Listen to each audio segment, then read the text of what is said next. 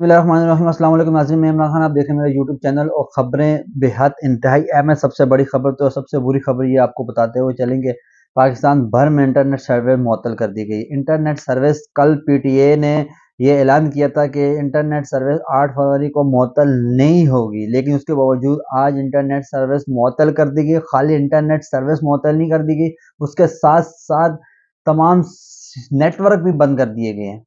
कोई phone call भी ना आ सकती है ना जा सकती है, नेट तो दूर की बात। तो वाईफाई तो लोगों के तकरीबन चल रहे हैं। मैं तमाम वाईफाई वाले लोगों से फिर मुखातिब होकर कहता हूँ कि आज के दिन वाईफाई के पासवर्ड आप ओपन कर दीजिए, ताकि लोगों तक जितनी भी अपडेट है पूरे मुल्क की आती रहे।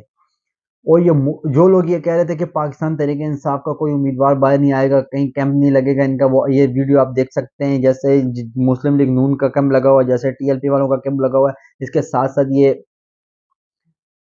पाकिस्तान तहरीक इंसाफ का भी कैंप लगा हुआ है और लोग बेताशा आ रहे हैं। माशाल्लाह ये आप देख सकते हैं, ये सुबह सुबह की वीडियो है, इसमें सारे लोग आ रहे हैं और वोट दे रहे हैं।